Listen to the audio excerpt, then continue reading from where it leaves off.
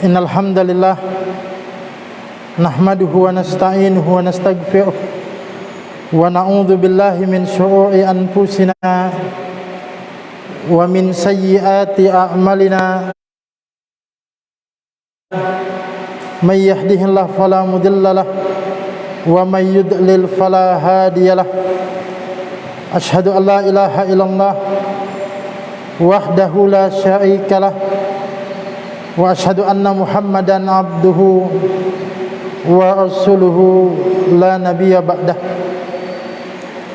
Allahumma salli wa sallim ala nabiyyina Muhammadin wa ala alihi wa ashabihi wa man tabi'ahum bi ihsanin ila yaumiddin.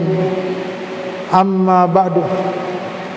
Alhamdulillah, jamaah yang dimuliakan oleh Allah Subhanahu wa taala, bersyukur kita kepada Allah pada kesempatan malam ini kita dapat melanjutkan pengajian kita. Mudah-mudahan pengajian kita ini menjadi wasilah amal saleh bagi kita, menjadi wasilah kebaikan bagi kita, sehingga tidaklah kita selesai dari pengajian ini kecuali bertambah keimanan dan ketakwaan kita dan diampuni dosa-dosa kita.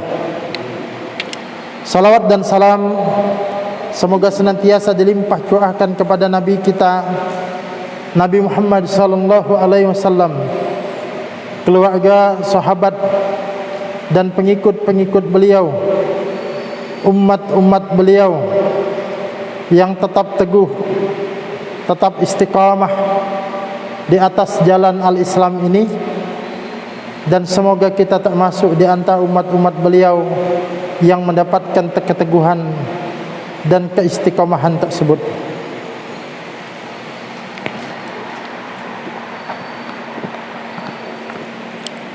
Jamaah yang dimuliakan oleh Allah Subhanahu wa taala, mungkin khusus pada malam ini kita belum melanjutkan pembahasan kita yang lalu, karena saya merasa ada satu hal penting yang untuk kembali diingatkan kepada kita, walaupun ini sebenarnya berulang saja setiap tahun, tapi potensi kelalaian itu ada. Ini sengaja di beberapa tempat pengajian di dalam pekan ini selalu tema ini saya ulang. Kenapa? Karena itu kita mungkin sudah tahu, tapi terkadang kita lupa. Ini adalah tentang bulan-bulan haram, tentang bulan-bulan suci yang ada 4 bulan ditetapkan Allah Subhanahu wa taala.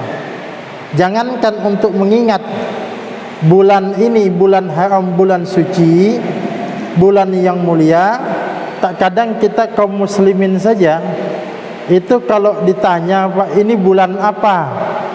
Itu kadang tidak ingat. Karena yang diingat itu, yang dihafal itu, ya bulan ini bulan Juni, besok bulan Juli, habis itu Agustus. Itu saja kadang yang diingat.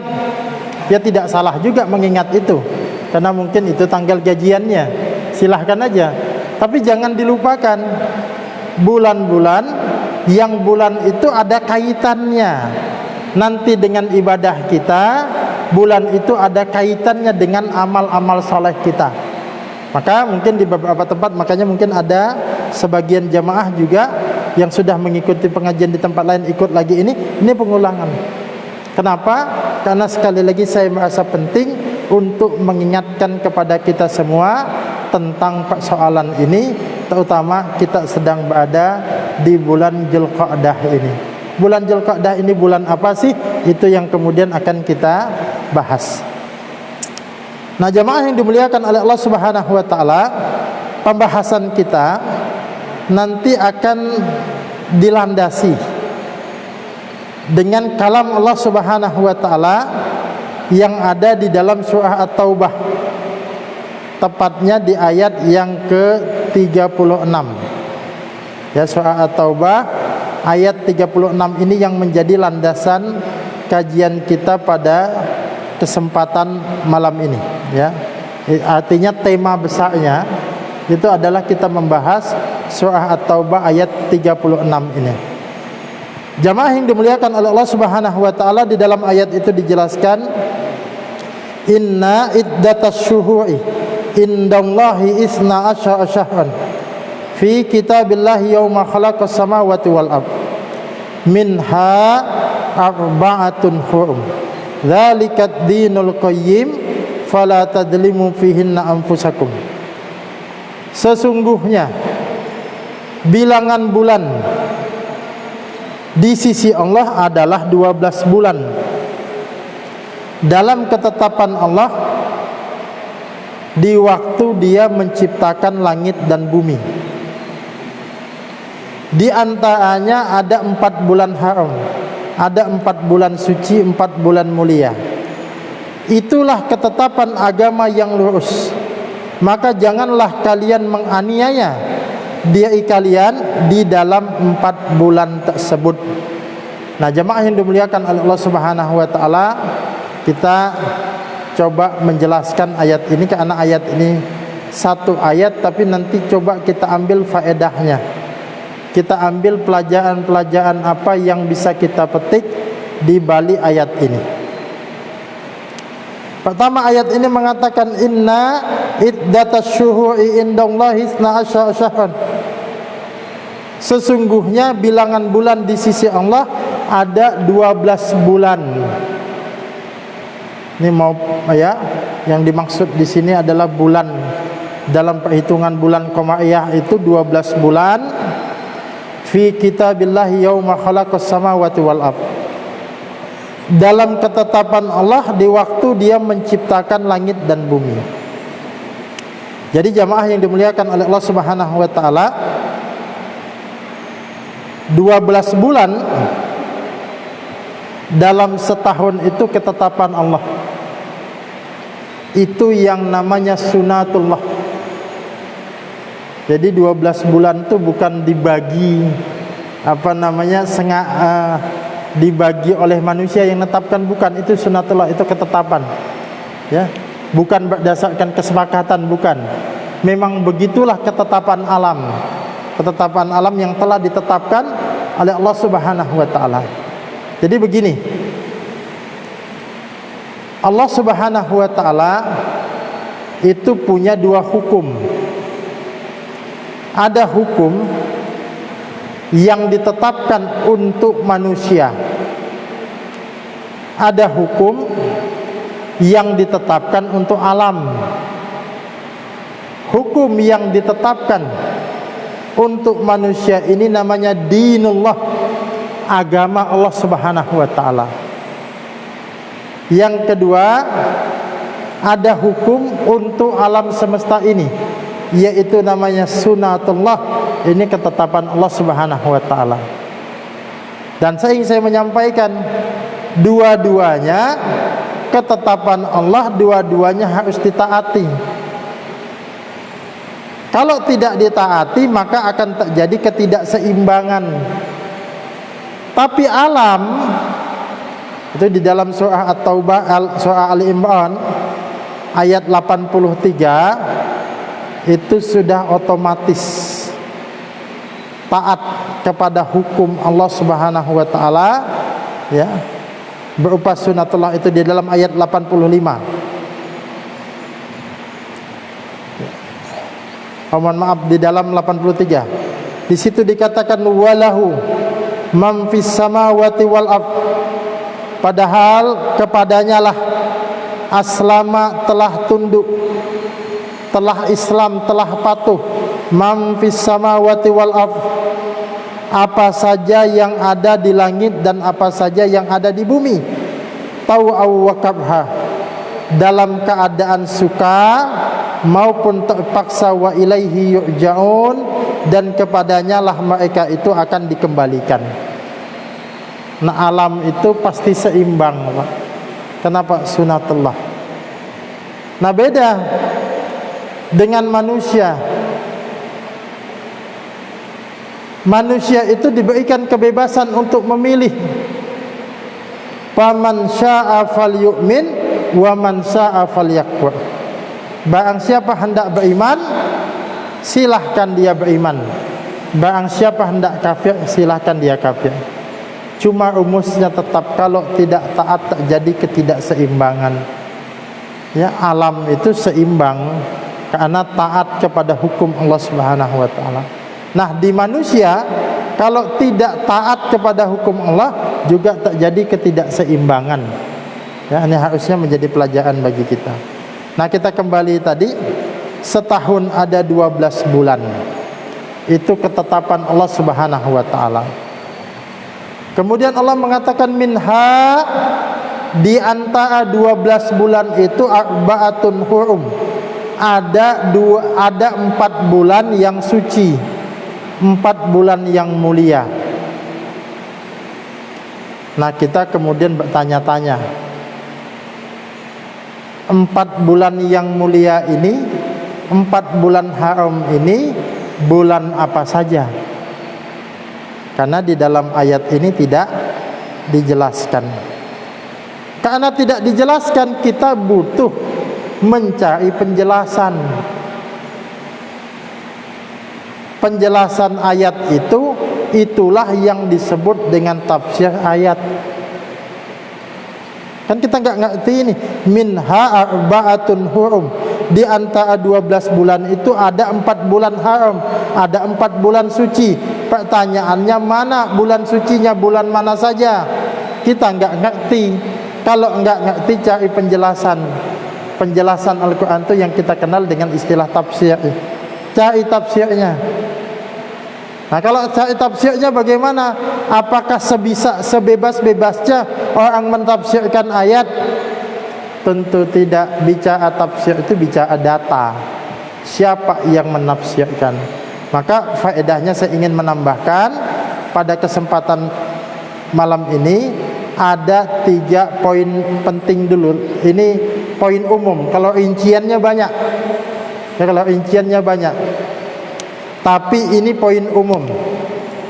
Untuk menafsirkan, mencari penjelasan satu ayat itu ada 3 langkah yang bisa kita ambil. Langkah yang pertama, mencari penjelasan ayat dengan ayat, atau tafsir ayat dengan ayat. Karena memang begitu.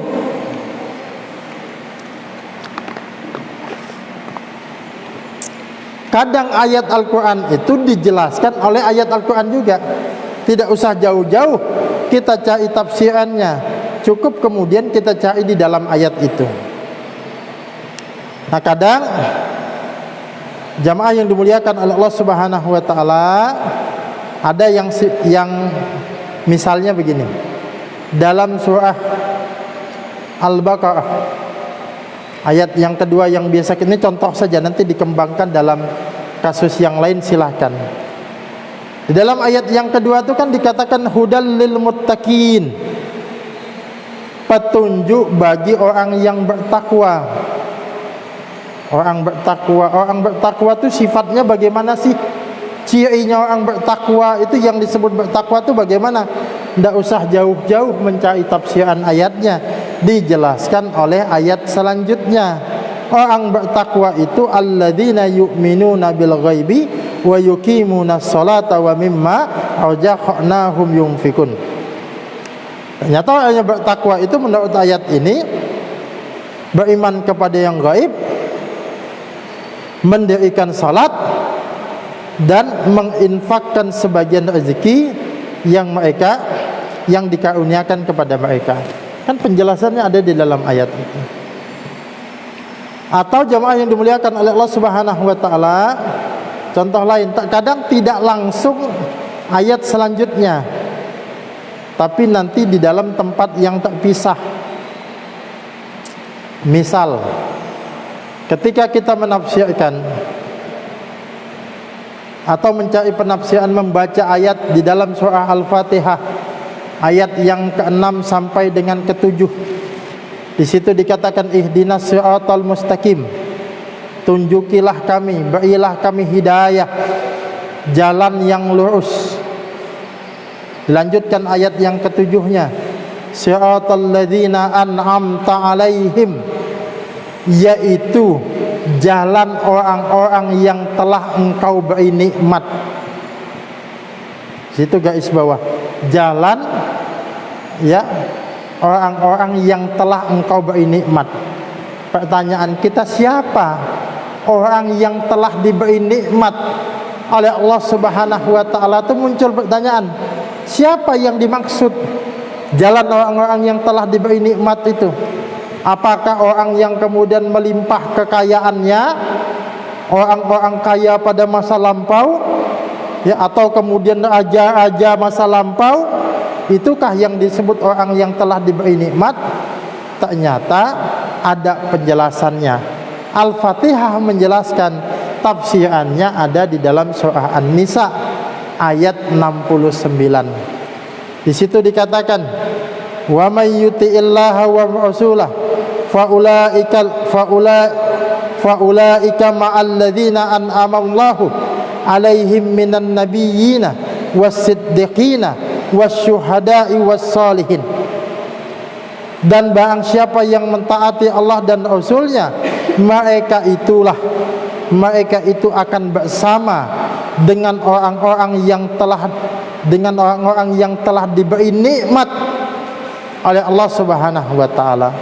Siapa orang yang telah diberi nikmat itu? Minan nabiyina, satu dari kalangan para nabi, wasiddiqina, orang-orang yang jujur, yang benar, wasyuhada, orang-orang yang mati syahid, wassalihin, dan orang-orang yang saleh. Ini contoh tafsiran ayat dengan ayat. Tapi minha arba'atun hurum, At-Taubah yang kita bahas ayat 36 tadi, di antaranya ada 4 bulan yang haram, 4 bulan suci. Kita juga belum mendapati penjelasan di dalam ayat yang lain di mana penjelasan 4 bulan yang suci itu. Nah, ketika tidak ada ayat dengan ayat, maka langkah kedua adalah ayat dengan hadis. Kenapa ayat dengan hadis? Karena fungsi hadis itu adalah penjelasan daripada Al-Quran.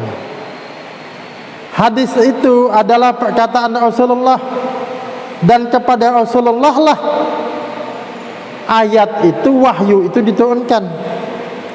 Tentu Rasulullah yang paling paham tentang makna ayat ini.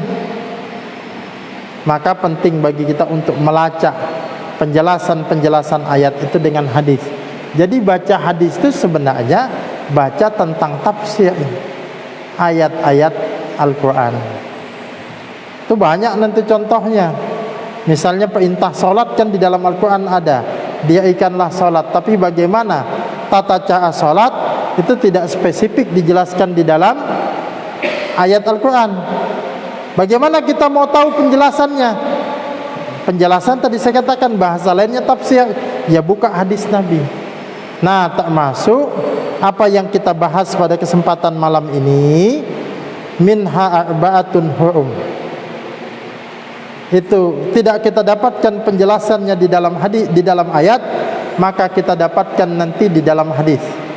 Dalam hadis riwayat Imam Bukhari dan Muslim, Nabi sallallahu alaihi wasallam itu pernah bersabda, kata Nabi, as-sanatu isna asyara syahran minha arba'atun hurum. Setahun itu ada 12 bulan, di antaranya ada 4 bulan suci. Lalu Nabi kembali melanjutkan, salasatun mutawaliyatun, 3 berurutan, berdekatan. Apa saja? Dzulqa'dah yang kita sedang berada di dalamnya, Dzulhijjah nanti bulan depan yang ada syariat korban, setelah itu bulan Muharram. Ini 3 berurutan nih. Dzulqa'dah, habis Dzulqa'dah Dzulhijjah, habis Dzulhijjah Muharram. Satu lagi, yakni bulan Rajab. Rajab itu kapan? Alladzi baina Jumada wa Sya'ban. Rajab itu setelah bulan Jumada al-akhir dan sebelum bulan Sya'ban. Jadi dari penjelasan ini, minha arba'atun hurum itu Dzulqa'dah, Dzulhijjah, Muharram dan Rajab. Nah, kita mendapatkan penjelasan dari hadis Nabi sallallahu alaihi wasallam. Nah, Dzulqa'dah kita sedang ada di dalamnya ini. Makanya Dzulqa'dah ini sesungguhnya adalah bulan suci juga, ya. Sesungguhnya adalah bulan suci, bulan mulia, bulan yang harus kemudian kita hormati. Jadi itu langkah kedua, ya. Langkah pertama mencari penjelasan ayat Al-Quran dengan ayat Al-Quran yang lain. Yang kedua adalah mencari penjelasan ayat Al-Quran dengan hadis Rasulullah sallallahu alaihi wasallam. Yang ketiga, nah di dalam ayat ini atau di dalam hadis ini juga, setelah disebutkan bulan-bulan suci itu, Dzulqa'dah, Dzulhijjah, Muharram dan bulan Rajab, lalu apa keistimewaannya? Nah, untuk mengetahui lebih detail keistimewaannya, maka kita bisa melacak penjelasan ayat itu dari siapa? Penjelasan sahabat Nabi. Kenapa mesti tafsiran sahabat Nabi, penjelasan sahabat Nabi? Karena satu, sahabat itu adalah generasi terbaik umat ini. Sebaik-baik zaman, kata Nabi, adalah zamanku. Maksudnya zaman sahabat. Alasan yang kedua kenapa tafsiran sahabat itu menjadi penting. Yang kedua, sebab para sahabat ini murid langsung Rasulullah sallallahu alaihi wasallam, ya, murid yang didik Rasulullah. Yang ketiga, para sahabat ini ketika ayat-ayat Al-Quran itu turun, mereka hidup, mereka ada, sehingga mereka tahu suasana bagaimana ketika ayat itu diturunkan.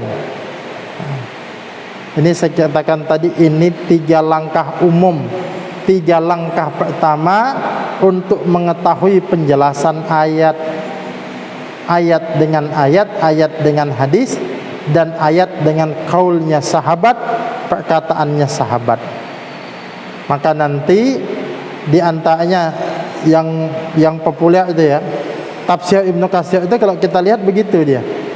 Makanya dikategorikan tafsir bil ma'thur, ya, menafsirkan ayat dengan ayat, kalau tidak dengan hadis, kalau tidak kemudian dengan perkataan sahabat. Nah, itu tafsir Ibnu Katsir. Nah, lalu terkait dengan ayat ini apa tafsiran sahabat? Ini ada perkataan Abdullah bin Abbas radhiyallahu anhuma.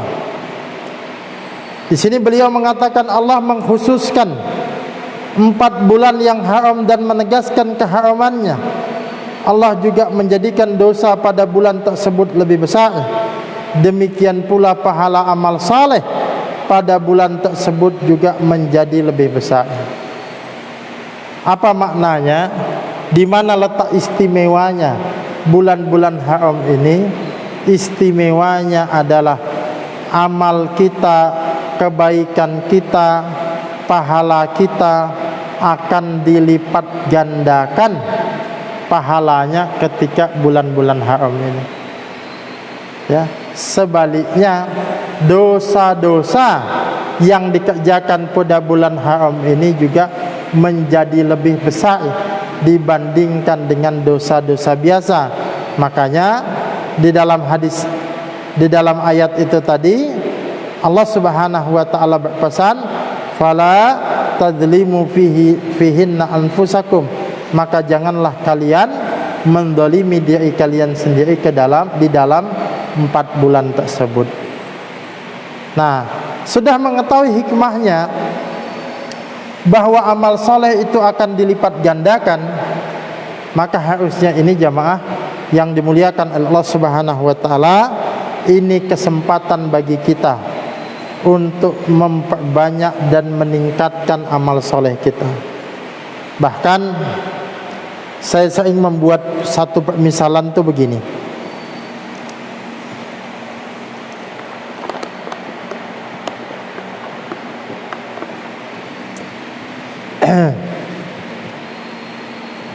Kita itu berada di puncak-puncak amal soleh.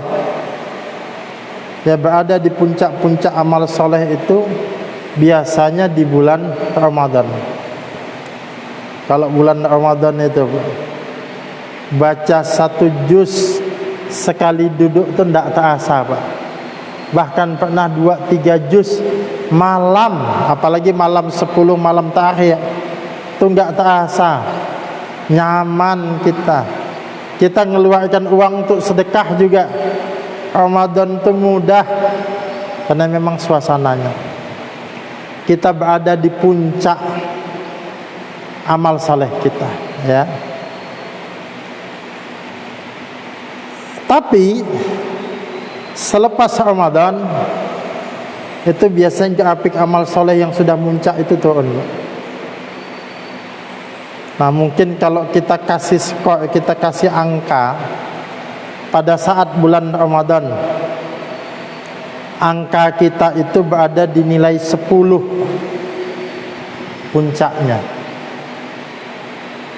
Tapi pasca Ramadan, bulan Syawal itu turun. Makanya ada yang puasa Syawal pun gak sanggup sudah, ya, turun deh. Saya katakan ya turunnya sih kalau bisa jangan terlalu jauh, jangan sampai 5 ke bawah, turunlah paling mentok 6, syukur-syukur pada posisi 7.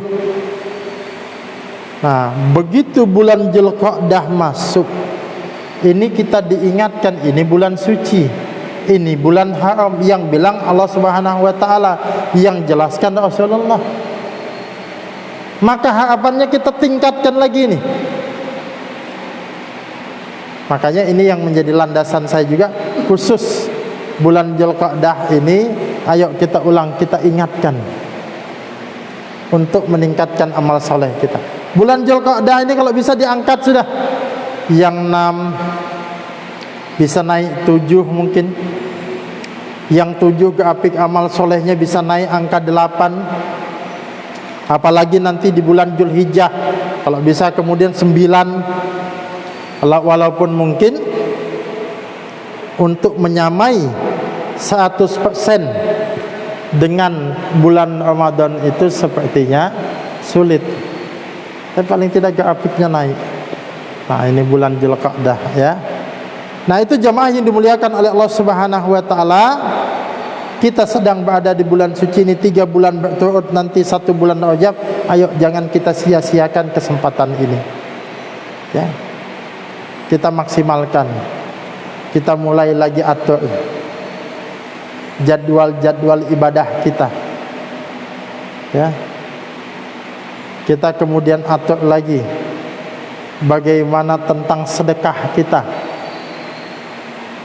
Makanya yang alhamdulillah pengajian-pengajian kita sudah mulai aktif. Biasanya Pak, kalau pengajian itu kelamaan libur itu alamatnya bubar itu, ya. Ini alhamdulillah kan tidak terlalu lama Syawal selesai mulai. Paling mentok-mentoknya itu Syawal itu masih lanjut, Dzulqa'dah itu dah mulai lah. Kalau enggak ya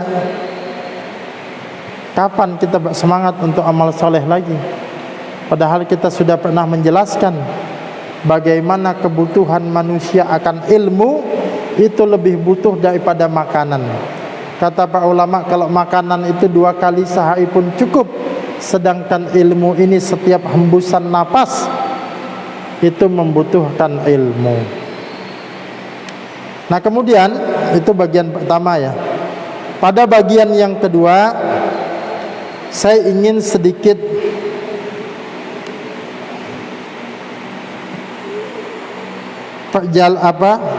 sedikit menjelaskan tentang kezaliman. Karena di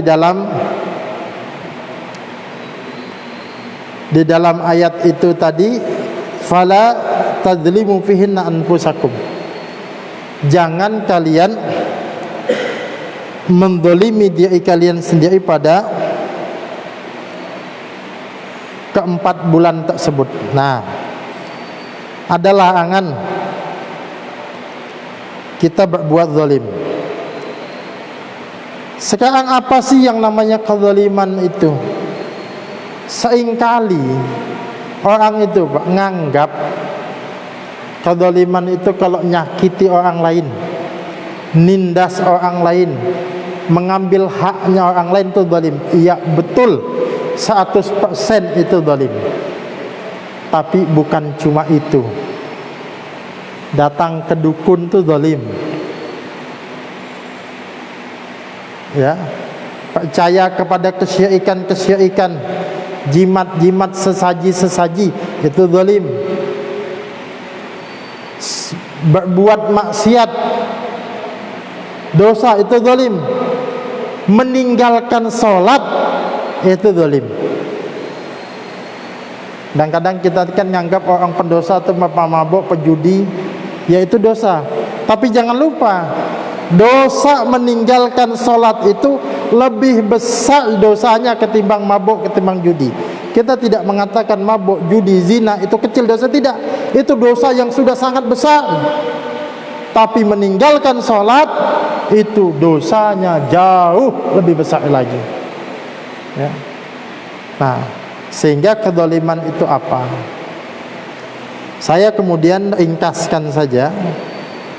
Kan kezaliman itu definisi umumnya adalah meletakkan sesuatu bukan pada tempatnya. Jadi orang berbuat tidak semestinya, itu zalim. Nah, secara umum jamaah yang dimuliakan oleh Allah Subhanahu wa taala, zalim itu dapat kita klasifikasikan ke dalam 3 bagian. Yang pertama adalah kezaliman kepada Allah Subhanahu wa taala. Ini kezaliman yang paling besar karena menyangkut haknya Allah Subhanahu wa taala. Apa kezaliman kepada Allah Subhanahu wa taala? Yakni kesyirikan. Kesyirikan itu adalah bentuk kezaliman. Ini sebagaimana disebutkan di dalam surah Luqman. Di dalam ayat yang ke-13, wa idz qala Luqmanu libnihi wa huwa ya'idhuhu ya bunayya la tusyrik billah innasyirka la dzulmun adzim. Dan ingatlah ketika Luqman berkata kepada anaknya waktu dia memberikan wasiat, waktu dia memberikan pengajaran kepada anaknya, apa dikatakan Luqman? Ya bunayya, wahai anakku, la tusyrik billah, janganlah kamu menyekutukan Allah. Inna syirka la dzulmun adzim, sesungguhnya kesyirikan itu adalah kezaliman yang amat besar. Nah, syirik itu kezaliman, bahkan kezaliman yang besar. Kenapa syirik itu disebut kezaliman? Karena dia memalingkan ibadah yang seharusnya untuk Allah Subhanahu wa taala dipalingkan kepada yang lain. Contoh doa. Doa itu kan jelas iyyaka na'budu wa iyyaka nasta'in. Hanya kepadamu kami menyembah dan hanya kepadamu kami memohon pertolongan. Di dalam hadis dikatakan, fa idza sa'alta fas'alillah wa idza sta'anta fasta'in billah. Kalau kamu memohon, kalau kamu minta, mintalah kepada Allah. Kalau kamu memohon pertolongan, mohonlah kepada Allah. Yang seharusnya untuk Allah dipalingkan. ya, kepada yang lain, kepada kuburan, benda keramat dan lain sebagainya. Ini syirik. Sebagai sebuah analogi sederhananya, jamaah yang dimuliakan oleh Allah Subhanahu wa taala, kalau ada pejabat disuruh menyampaikan atau programnya memberi bantuan kepada fakir miskin, program sosial, ini yang berhak sasarannya itu fakir miskin. Tapi ternyata itu dia alihkan bukan kepada yang berhak, tapi untuk yang lain. Mungkin untuk kepentingan partainya, untuk kepentingan kelompoknya, untuk keluarganya. Kita katakan orang ini, pejabat ini zalim.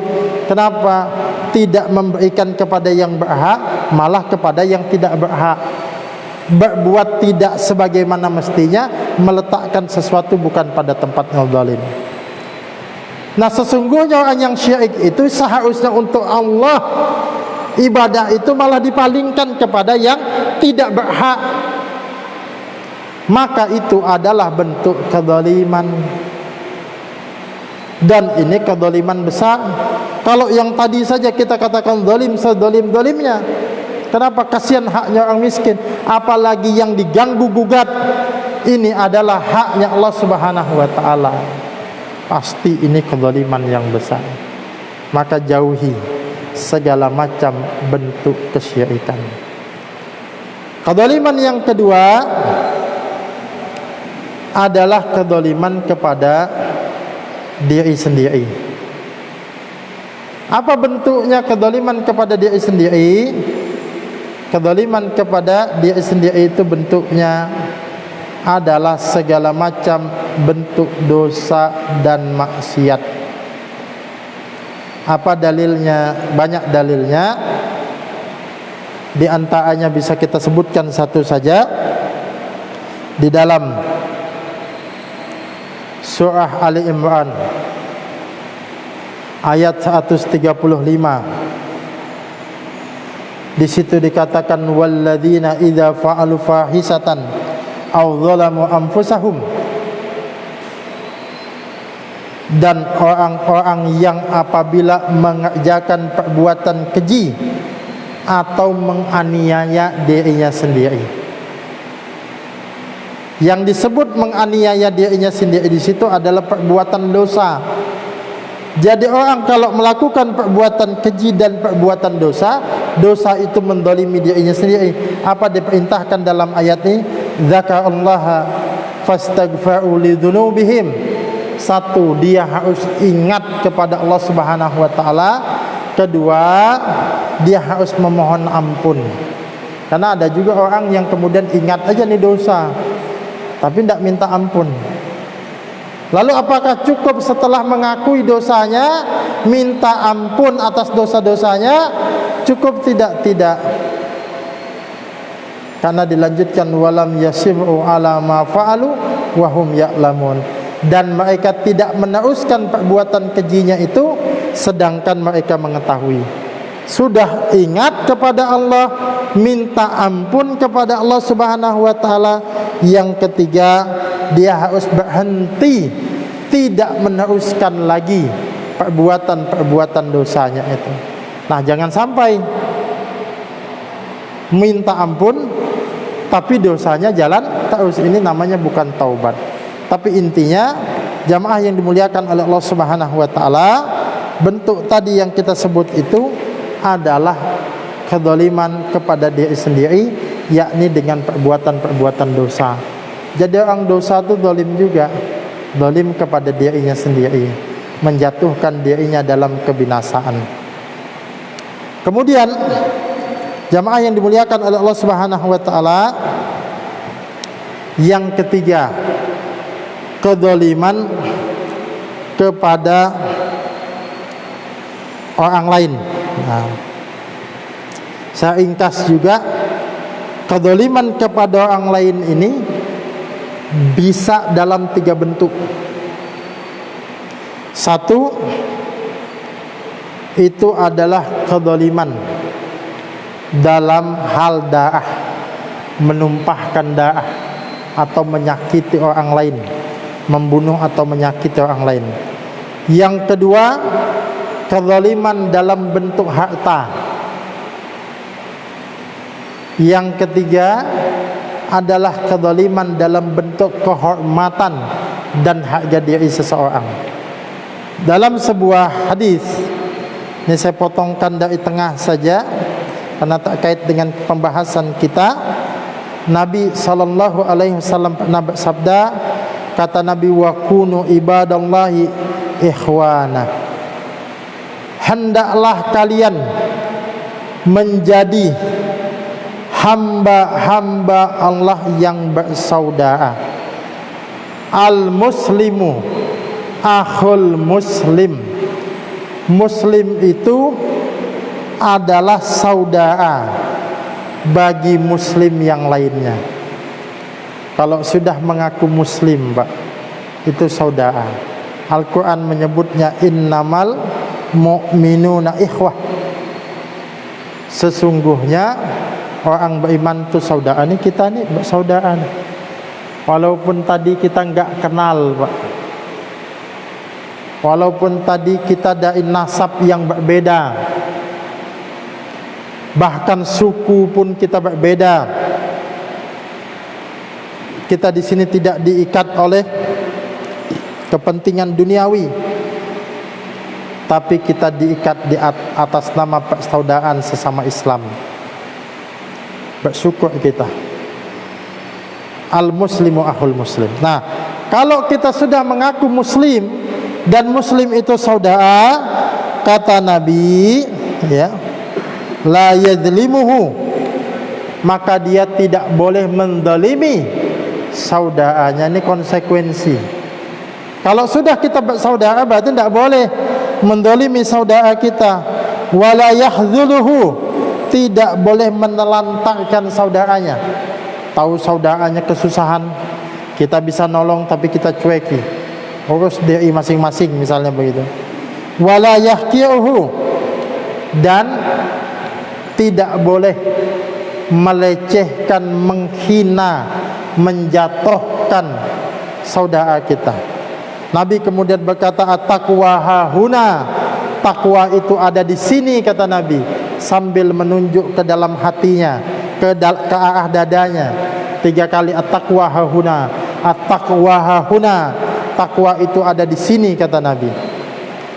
Nah, kemudian Nabi mengatakan bihasbi mri'in minas syar'i ayyahqira akhahul muslim, dan cukuplah seseorang itu dikatakan jahat, cukuplah seseorang itu dikatakan buruk kalau dia menghina saudaranya.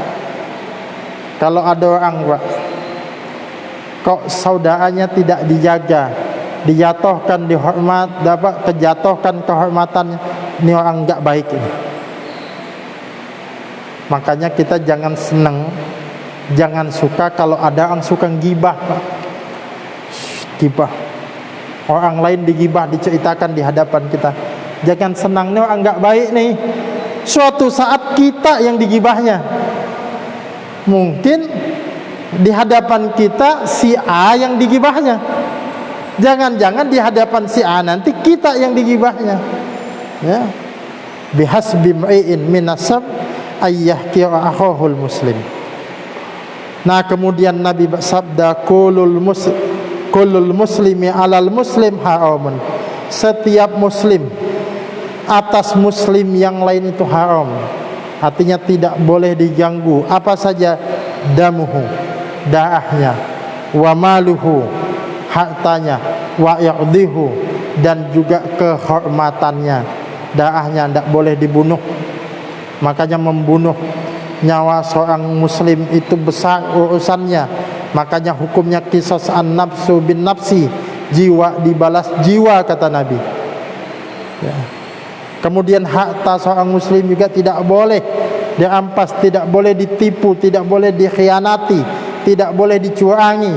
Dalam bisnis pun juga begitu, tidak boleh. Dan juga kehormatannya tidak boleh dicaci maki, tidak boleh digibah, tidak boleh dijatuhkan kehormatannya, tidak boleh difitnah. Nah inilah angan kezaliman. Dan kezaliman itu kata Nabi, itulah kegelapan di hari kiamat nanti. Maka berhati-hatilah kita. Dan sebagai penutup, kezaliman itu besar urusannya. Kata Nabi, makanya yang intinya itu kurang lebih begini: kalau kita masih ada sangkut paut kezaliman dengan saudara kita, terutama dalam hal harta, selesaikan cepat. Sebab nanti kalau di akhirat tidak ada lagi dinar dan dirham, enggak bisa.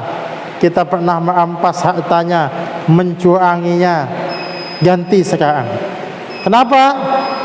Kalau di akhirat nanti enggak laku lagi dinar dan dirham, bagaimana cara menebusnya? Kebaikan-kebaikan kita akan diberikan kepada orang tersebut. Kalau masih kurang, keburukannya yang dioper ke kita. Ini perkara besar. Nah, singkatnya, bulan Dzulqa'dah jauhi kezaliman kepada Allah, jauhi kesyirikan. Kezaliman kepada diri sendiri, tinggalkan kemaksiatan, dan tinggalkan juga permusuhan, kezaliman sesama kita. Mudah-mudahan ini menjadi pengingat bagi kita. Ayo, ini bulan yang panjang, Dzulqa'dah, Dzulhijjah, Muharram, kita semangat amal soleh kita, kembali stabilkan grafik amal soleh kita. Mungkin cukup ini, mudah-mudahan ada manfaatnya. Karena sudah masuk waktu Isya, kita cukupkan. Subhanakallahumma wa bihamdika, asyhadu an la ilaha illa anta, astaghfiruka wa atubu ilaik. Sekian, assalamualaikum warahmatullahi wabarakatuh. Bergabunglah bersama gerakan Infak Peduli Dakwah. Hanya dengan mendonasikan dana Anda sebesar Rp50.000 setiap bulan, berarti Anda telah membantu syiar dakwah Islam hingga ke berbagai wilayah pedalaman Kalimantan Timur. Karena dakwah tak harus ceramah. Kirim SMS atau WA Anda, ketik GIB dakwah, kirim ke 0811 586 1331.